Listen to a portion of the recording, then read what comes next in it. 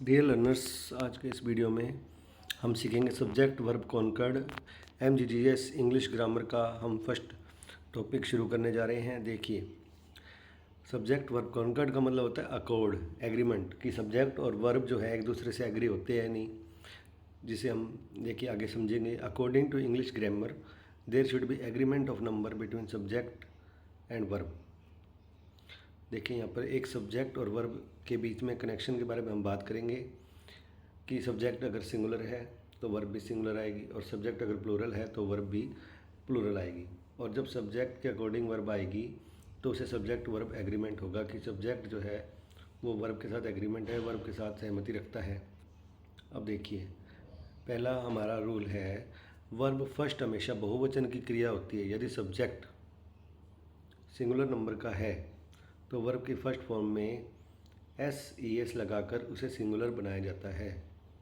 ठीक है दोस्तों, जैसे वर्ब फर्स्ट है उसको हम क्या करेंगे, प्लूरल होती है, जब उसके साथ हम SES लगा देंगे तो वो क्या बन जाएगी, सिंगुलर नंबर की वर्ब बन जाएगी। देखिए, यदि किसी नाउन के साथ SES लगाएं तो वो क्या बन जाएगा, प्लूरल। आगे एग्जांपल देखते हैं। He makes a noise in my class, makes a noise, तो यहाँ पर क्या लगाया है हमने, एस मेक के साथ। उसके बाद देखिए, water dash at 100 degree centigrade. अब देखिए, बहुत ही इंपॉर्टेंट क्वेश्चन है। पहला ऑप्शन है बॉयल, दूसरा है बॉयल्स, सी ऑप्शन है boiling, none of the above. None of the above को हम डिलीट कर रहे हैं, मतलब इसका कोई सेंस नहीं है, बॉइलिंग नहीं आएगा। उसके बाद बॉयल और बॉयल्स, तो वाटर के साथ यहाँ पर क्या आ रहा है, बॉयल्स एट 100 डिग्री सेंटीग्रेड।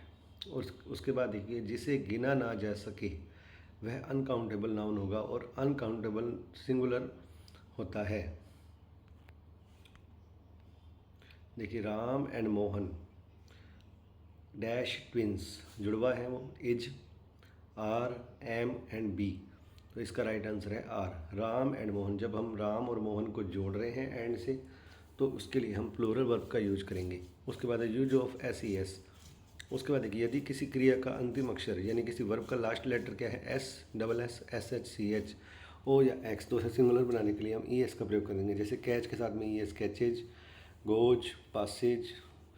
उसके बाद देखिए, यदि वर्ब का अंतिम अक्षर Y है तो Y से पहले कॉन्सोनेंट का प्रयोग किया जाता है और IES लगाए, जैसे कैरीज, मैरिज। अगला रूल देखिए, यदि दो सब्जेक्ट आइदर और, neither NOR, not only but also say जुड़े हैं तो वर्ब का प्रयोग हमेशा सेकंड सब्जेक्ट यानी जो बाद वाला है उसके अकॉर्डिंग में आएगा। देखिए, दोबारा ध्यान से देखिए, इधर और, neither NOR, not only but also say अगर दो सब्जेक्ट जुड़े हुए हैं तो वर्ब का प्रयोग सेकंड सब्जेक्ट के अनुसार किया जाता है। जैसे इधर यू और he dash stolen my notebook, has stolen, have stolen, is stolen, was, तो यहाँ पर क्या आएगा, ही के अकॉर्डिंग क्या आएगा, हैज, सिंगुलर वर्ब यूज होगी। उसके बाद है नीदर आई नोर यू। अब आई के अकॉर्डिंग एम होना चाहिए, लेकिन यहाँ पर क्या आएगा, सेकंड सब्जेक्ट क्या है, you. To blame for this loss, is, are, am और बी, यू के अकॉर्डिंग क्या आएगा, आर। उसके बाद देखिए, यदि दो subjects as well as, with, along with, together with and not including से जोड़े जाते हैं तो वर्ब का प्रयोग फर्स्ट सब्जेक्ट के अनुसार किया जाता है। He as well as you dash responsible for this loss, he as well as you, तो इसमें क्या होगा, फर्स्ट सब्जेक्ट ही है तो ही के अकॉर्डिंग क्या आंसर आएगा, इज। उसके बाद my sister along with her 2 sons dash with us, live with us, lives with us, living with us, is lived with us, तो इसमें दो ऑप्शन देखिए, लिव और लिव्स में से क्या आएगा, माई सिस्टर के अकॉर्डिंग क्या आएगा यहाँ पर, लिव्स। और 2 सन्स जो प्लूरल हैं उसके अकॉर्डिंग लिव आना चाहिए, लेकिन यहाँ पर क्या होगा, जब अलोंग विद का यूज हो गया तो फर्स्ट सब्जेक्ट हमारा माई सिस्टर है, उसके अकॉर्डिंग हम वर्ब का यूज करेंगे। उसके बाद you and not I responsible for this loss, तो यहाँ पर यू फर्स्ट सब्जेक्ट है, उसके लिए क्या आएगा, आर। अब हम देखते हैं कि आई के अकॉर्डिंग हम एम लगा दें, क्योंकि आई के पास में ही हमारा ब्लैंक्स है, खाली जगह है और आंसर हमें पूछ रहा है, तो हमें क्या करना है, ये ध्यान रखना है कि एंड, सिंपल एंड का यूज़ नहीं हो रहा, एंड के साथ में नोट लग रहा है, एंड नोट, ये दोनों कंबाइंड यूज हो रहे हैं, तो यहाँ पर क्या आएगा, फर्स्ट सब्जेक्ट यू के अकॉर्डिंग आर। उसके बाद हाउस इंक्लूडिंग, जब इंक्लूडिंग वर्ड का यूज होगा तब भी हम देखेंगे कि फर्स्ट सब्जेक्ट है हमारा ए हाउस, क्या आएगा, is.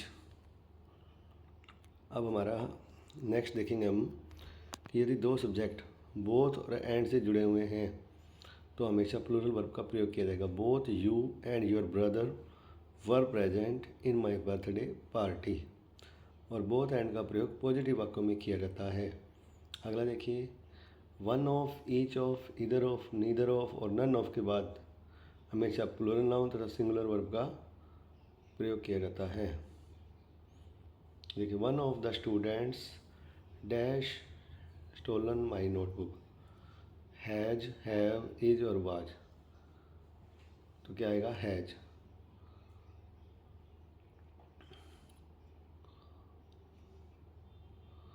Neither of the two brothers dash ready to settle this property dispute, क्या आएगा? Was.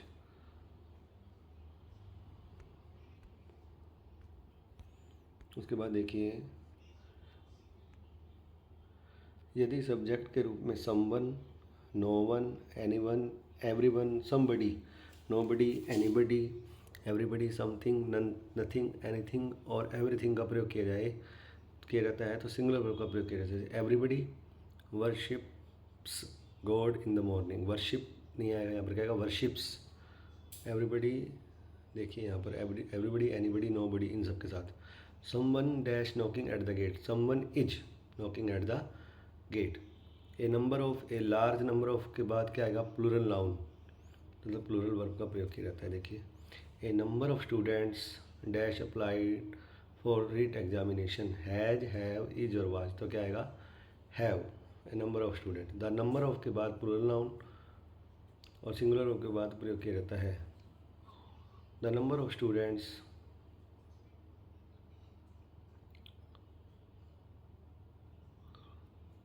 The number of student has applied for REET exam. देखिए, द नंबर ऑफ के बाद प्लूरल नाउन तथा सिंगुलर वर्ब का प्रयोग किया जाता है। नंबर ऑफ के बाद प्लूरल नाउन है स्टूडेंट्स और वर्ब क्या यूज किया हमने? Singular has.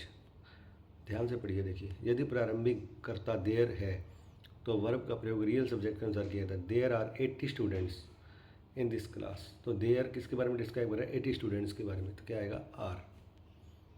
उसके बाद है there is a single mistake in your notebook, तो यहाँ पर देयर किसको इंडिकेट कर रहा है? मिस्टेक को, सिंगल मिस्टेक, तो यहाँ पर क्या आएगा? Is.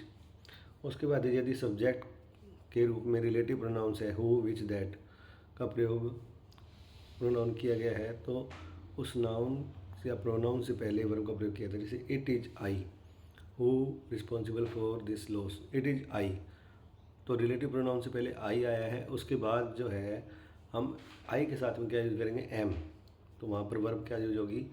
M.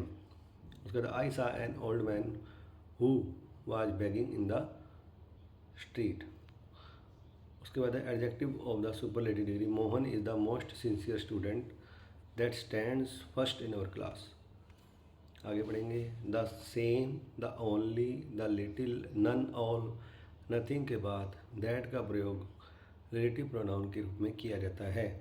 Man is the only, man is the only animal that can think. मनुष्य एक ऐसा प्राणी है जो कि सोच सकता है, जिसके अंदर विवेक है। उसके बाद all that glitters is not gold. Interrogative pronoun के बाद दैट का प्रयोग किया जाएगा। Which is the book that you like most. उसके बाद देखिए, I bought a wrist watch which was very costly. It is you who are completely responsible for use. देखिए, हु से पहले क्या है? यू। आगे हम देखेंगे, यदि दो सिंगुलर सब्जेक्ट एंड से जुड़े हुए हैं तो फर्स्ट सब्जेक्ट से जोड़े जाते हैं। देखिए यहाँ पर जैसे the poet and the politician, यहाँ पर दो सिंगुलर सब्जेक्ट हैं लेकिन फर्स्ट में क्या? द है, सेकंड में देखिए द नहीं लगा हुआ। ऑन द स्टेज, तो क्या आएगा? इज, कि ये एक ही आदमी के बारे में बात कर रहा है। उसके बाद देखिए ए वाइट एंड ब्लैक काउ, यहाँ पर भी एक में प्रोनाउन लगा हुआ है, एक में आर्टिकल लगा हुआ है, दूसरे में नहीं लगा हुआ, तो यहाँ पर इज सिंगुलर का प्रयोग किया जाएगा। उसके बाद दो सब्जेक्ट एंड से जोड़े गए हैं और दोनों से पहले आर्टिकल लगाए हैं तो plural verb. The poet and the politician, यहाँ पर दो अलग अलग आदमी हैं, are on the stage. The defence minister and the finance minister are going on the visit of Europe countries.